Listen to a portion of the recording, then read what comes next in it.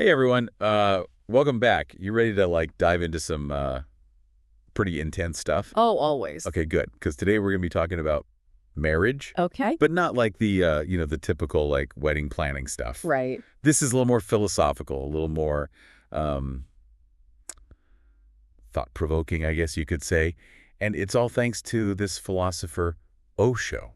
Hmm. Have you heard of him? I have. Yeah, he's pretty out there with some of his ideas. Yeah, he definitely doesn't shy away from controversy, but that's kind of what makes him so interesting to explore and to discuss, right? Absolutely. I mean, he really makes you think outside the box. Yeah, and he had some pretty strong opinions about marriage. Actually, Yeah. he even went so far as to call it a potential trap. A trap, huh? Yeah, I know that sounds like a bit of a bummer, especially if you're, maybe thinking about getting married or already are. Yeah. But Right. but before you run for the hills, let's really unpack what he meant by that because it's not as straightforward as it might sound. Yeah, I'm curious to hear more about that. Okay, so the interesting thing is Osho wasn't actually against love itself. Oh, okay. He was more concerned about all the expectations and pressures that come with traditional marriage. You Oh, know, I see what you mean. Yeah. like the whole find the one, settle down, have 2.5 kids, and a white picket fence kind of thing. Right, all those societal norms and expectations. Exactly. And he felt like all that stuff could actually stifle our individuality and prevent us from really being ourselves in a relationship.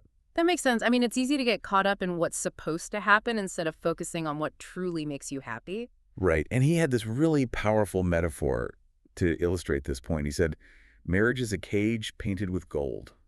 It looks beautiful, but once inside, you realize you're trapped. Wow, that's a pretty intense imagery right there. Yeah, it really makes you think, doesn't It it? does. It makes you question whether we're sometimes trading our freedom for this illusion of security. Exactly. That's precisely what Osho was getting at. He felt those societal pressures could actually turn love into something that feels more like a transaction than a genuine connection.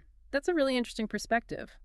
Yeah, and it's easy to see how that could happen when we start focusing more on checking off boxes. Yeah. Getting the ring, the kids, instead of actually nurturing the relationship itself. Right. It's like we're going through the motions instead of truly connecting with our partner on a deeper level. Yeah, and Osho was really advocating for something different. He called it conscious relationships. Conscious relationships. Yeah, basically it's about being more mindful and intentional about why we're choosing to be with someone and making sure it's for the right reasons. So it's not about rejecting love or commitment altogether. It's more about being aware of those societal pressures and making a conscious choice to create a relationship that actually works for both people. Exactly. He was all about questioning those ingrained expectations and building relationships that are based on authentic connection rather than just following some predetermined script. That's really powerful. I mean, it takes a lot of courage to go against the grain like that. It does, but Osho believed it was essential for finding true happiness and fulfillment in our relationships and in our lives. I can see why he would say that. It's funny. This reminds me of Jean-Paul Sartre and Simone de Beauvoir, those famous philosophers. Oh, yeah, I know who you mean. They had this lifelong partnership, but they never actually got married. Really? Yeah, they chose to define their relationship on their own terms. It was all about prioritizing individual freedom and intellectual independence. That's a great example of what Osho was talking about, right? Exactly. They were living proof that you don't have to follow the traditional path to have a meaningful and lasting connection. And it shows that there are different ways to define love and commitment. Right, and Sartre had this great quote that I think really captures their mindset. He said, freedom is what we do with what is done to us. I like that. It's about taking control and making choices that align with your own values, regardless of what society might expect. Yeah, instead of letting those external pressures dictate how you live your life. Right, and this leads to another point that Osho made, which is about security. Okay. A lot of people seek marriage because they want to feel secure and they want to feel like they belong somewhere. Right. That's a very human need. Absolutely.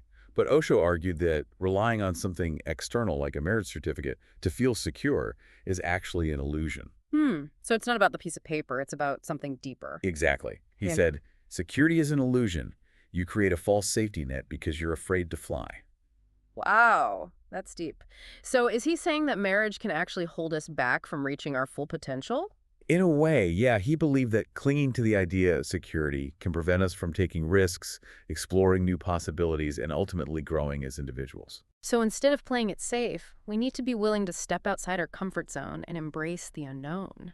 Exactly. And he wasn't saying marriage is inherently bad or anything like that, but he was challenging us to examine our motives and make sure we're not sacrificing our own growth for the sake of an illusion.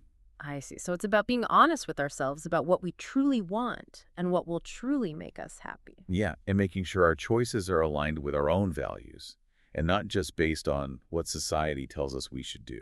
That's a really important message, I think, especially in today's world where there's so much pressure to conform. Absolutely. It's Yeah. about finding that balance between honoring our own needs and desires while also navigating the complexities of relationships in a conscious and mindful way. That's a great way to put it. And, it's not always easy to do that.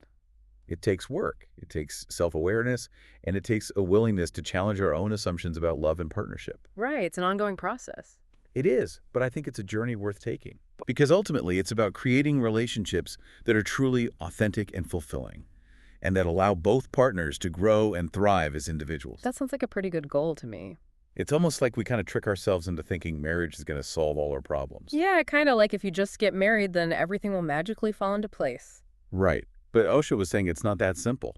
No, it's definitely not. And he had a lot to say about the difference between that kind of external security that we're talking about and true internal security. Oh, yeah. That was a big theme for him, wasn't it? It really was. He believed that so much of our suffering comes from seeking security and validation outside of ourselves. And marriage can be like a prime example of that. Right, absolutely. Right.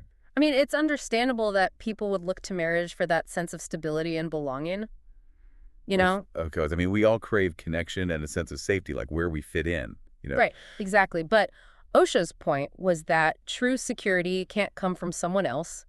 It has to come from within. So it's not about leaning on your partner to make you feel safe and secure.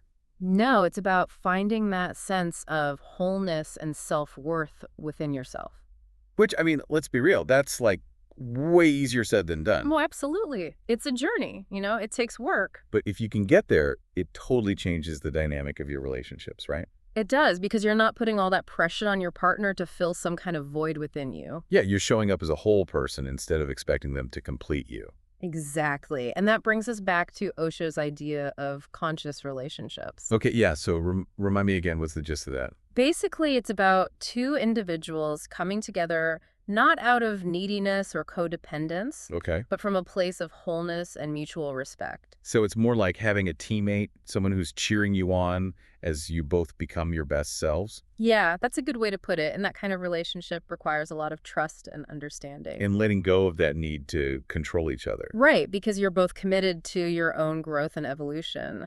And you trust that your partner is on their own path too. Exactly. And it's not about trying to fit into some predetermined mold of what a relationship should look like. Which is hard because we're constantly bombarded with those messages, right? For sure. Like from movies and social media, even our family sometimes. Totally. And it's easy to get caught up in that idea of finding the one. Right, like that person who's going to magically complete you. And then if the relationship doesn't live up to that fantasy, we feel like we failed somehow. Yeah, but Osho was saying that whole concept of the one is actually a dangerous myth Interesting. because it sets us up for disappointment that no one person can ever meet all of our needs all the time.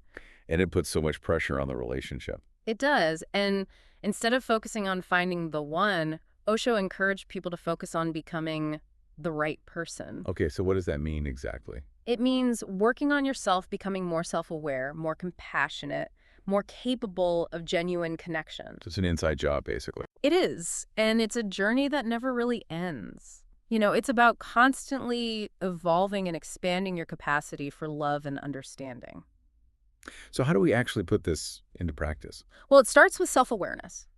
Taking the time to really understand your own needs, your values, your desires. Like, what makes you tick? What are your strengths and weaknesses? What do you really want out of life? Exactly. And once you have a better understanding of yourself, then you can start to look for partners who are also on that path of conscious growth. So it's about finding someone who's committed to growing alongside you, not someone who's already perfect. Right. And that kind of partnership can be incredibly rewarding because you're constantly learning and evolving together. But let's be real. We're all human, right? People make mistakes. Yeah. We all have baggage and past hurts. How do we navigate those challenges in a conscious way? Yeah, that's where forgiveness and compassion come in. In a conscious relationship, you acknowledge that both partners are going to mess up sometimes. Because we're not perfect. Exactly, but the key is to address those mistakes with understanding and empathy. So it's about creating a safe space where both partners feel comfortable being vulnerable and owning up to their shortcomings. Right. And it's also important to remember that conflict can actually be an opportunity for growth. Oh, yeah, that's a good point. If you can approach disagreements with curiosity and a willingness to see your partner's perspective, it can actually strengthen your bond.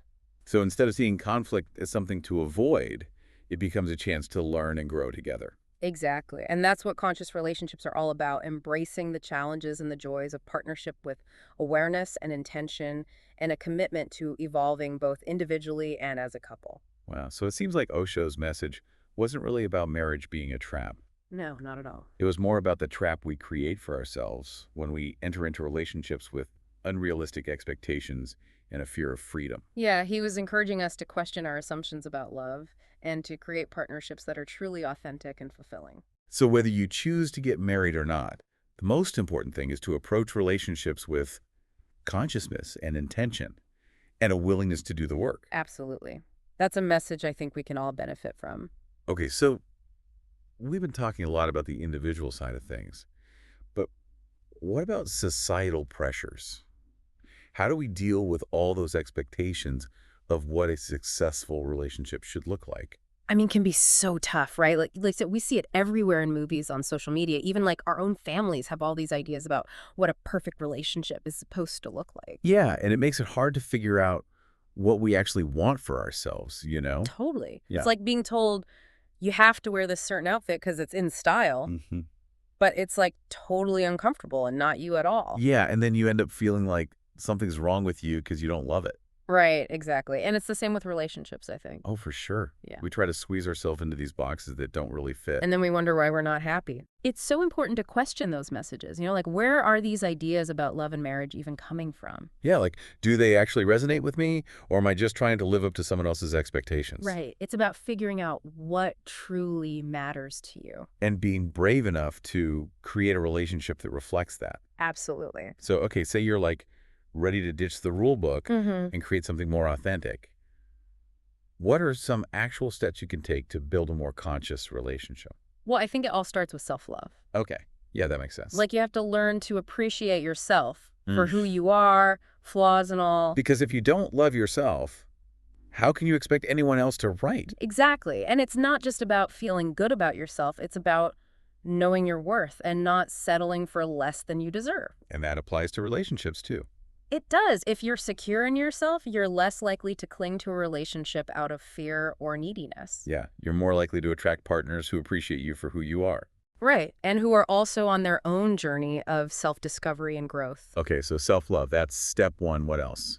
Communication is huge. Oh, yeah, for sure. Like really open and honest communication about your needs, your fears, your dreams, everything. That can be scary, though. It can be, but it's essential for building real intimacy. Yeah, you have to be willing to let your guard down and be vulnerable. And it's not just about talking, it's about listening too. Right, like really listening to your partner, trying to understand their perspective, even when it's different from your own. Yeah, creating that space where both people feel heard and valued.